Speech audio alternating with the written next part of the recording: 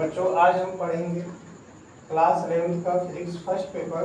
Chapter हमारा 4 है ridge रेखीय पथ पर गति। इसको हम क्या बोलते हैं? Motion in a straight line path. निर्देश बिंदु होता क्या है? निर्देश बिंदु के बारे में हम लोग चलते हैं। तो वह बिंदु जिसके सापेक्ष क्या होता है? वह बिंदु जिसके सापेक्ष हमारा किसी वस्तु की स्थिर अथवा गति का पता चलता है। कोई बिंदु है जिसके सापेक्ष हमें पता चले कि वस्तु हमारा रुकी हुई अवस्था में है या गति अवस्था में है, तो उसे हम निर्देश बिंदु या निर्देश तंत्र कहते हैं। इसी प्रकार से हम निर्देश बिंदु के सापेक्ष वस्तु की दो अवस्थाएं होती। कितनी अवस्थाएं होती हैं? दो अवस्था। पहला होता है गति अवस्था। गति अवस्था को हम स्टेट इन मोशन कहते हैं। गति अवस्था को क्या कहते हैं? State in motion. अर्थात जब किसी वस्तु में समय के साथ, क्या बोलेंगे? जब किसी वस्तु में समय के साथ निर्देश बिंदु के सापेक्ष अवस्था में परिवर्तन होता है। अवस्था में क्या हो? परिवर्तन हो, तो उसे हम क्या कहते हैं? गति अवस्था कहते हैं। अर्थात कोई व्यक्ति, मान लीजिए कोई वस्तु है ऐसे रुकी हुई अवस्था पे, इस पे बाह्य बल लगाएंगे तो इस वस्तु के सापेक्ष क्या हो? निर्देश बिंदु पर क्या हो? परिवर्तन हो जाए। अर्थात वस्तु में हुए परिवर्तन को ही हम क्या कहते हैं? गति अवस्था। जैसे बस हो गया, कार हो गया, रेलगाड़ी की गति दूर स्थित प्रेक्षक के सापेक्ष। दूसरा हमारा क्या? सूर्य के चारों ओर ग्रहों की गति। ये सारी चीज हमारा गति अवस्था में आता है। अब दूसरा पॉइंट हम चलते हैं, विराम अवस्था क्या होता है, जिसको हम स्टेट इन रेस्ट बोलते हैं।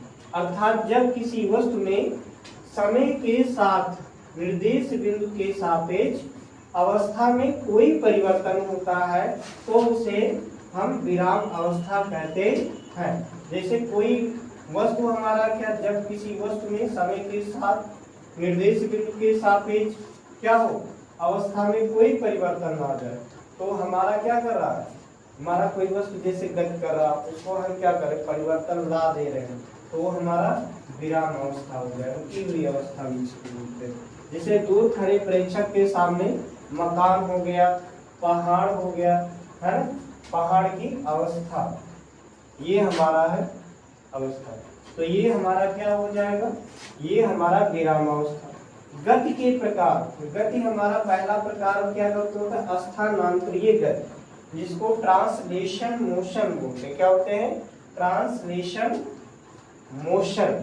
अर्थात जब किसी वस्तु के सभी कण समान समय अंतरालों में समान विस्थापन करता है, तो उसे स्थानांतरीय गति कहते हैं। जैसे बस, कार की गति या मुक्त रूप से गिरते हुए पिंड की गति, ये हमारा क्या होगा?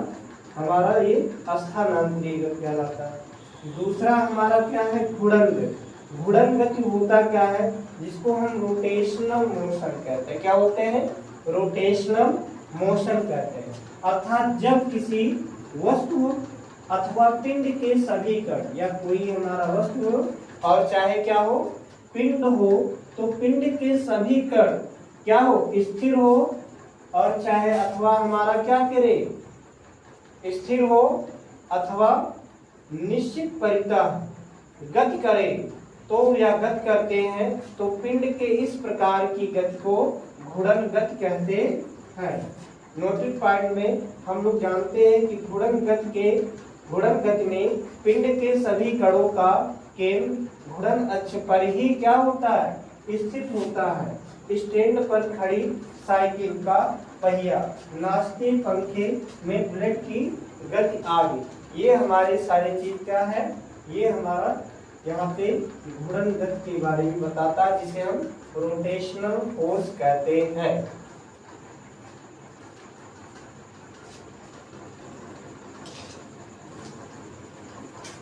चलिए बच्चों देखते हैं हमारा दोलन अथवा कंपन गति होता क्या है।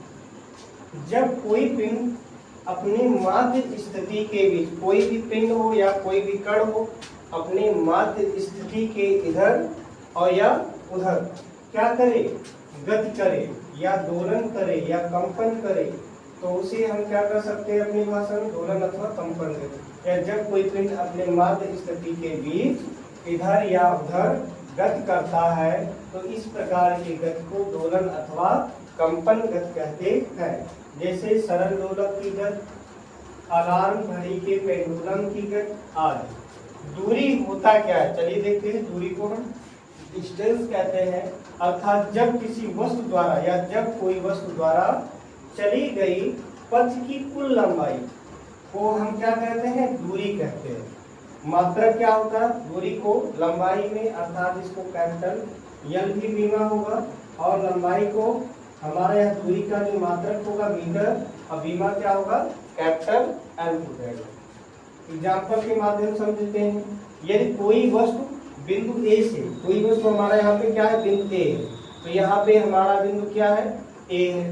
कोई वस्तु क्या करे, बिंदु ए से चलकर प्रारंभ करता है और बिंदु से होते हुए, यहाँ बिंदु हमारा क्या है बी है, यहाँ से होते हुए कहाँ तक जाता है, सी तक जाता है।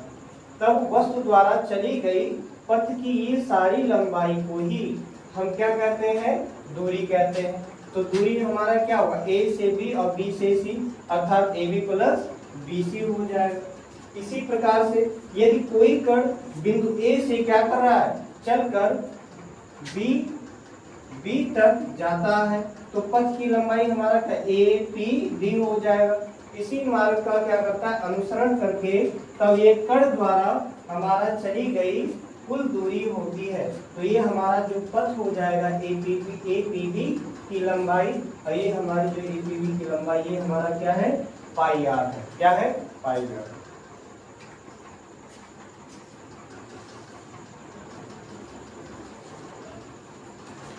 बच्चों आज हम पढ़ेंगे इसके बारे में विस्थापन के बारे में। होता क्या है, विस्थापन को हम इंग्लिश में डिस्प्लेसमेंट कहते हैं, है ना।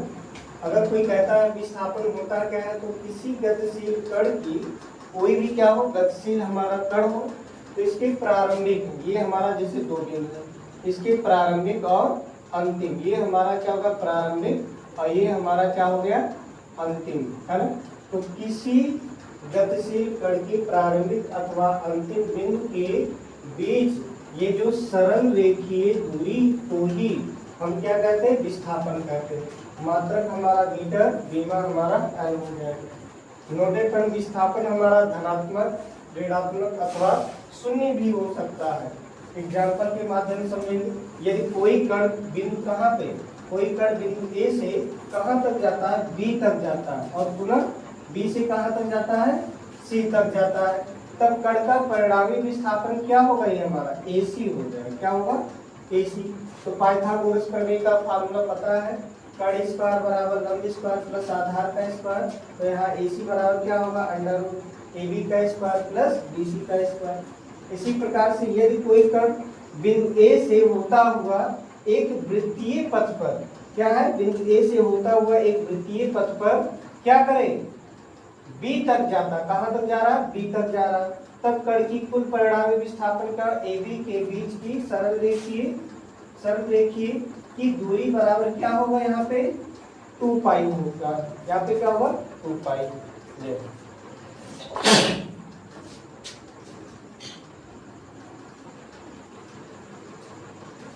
तो यहाँ पे पता है, तो कण की कुल परिणामी विस्थापन हमारा क्या है, AB के बीच की सरल रेखीय की दूरी। यहाँ पे देखें, जैसे AB है तो ये हमारा मध्य बिंदु O है, A से O के बीच की दूरी R है, ऐसे O से B के बीच की दूरी R है। तो A से पूरी दूरी ज्ञात करेंगे तो यहाँ पे हमारा क्या होगा 2R हो जाएगा। यहाँ पे हमारा क्या होगा, AB के बीच की सरल रेखी की दूरी क्या होगा 2R हो जाएगा।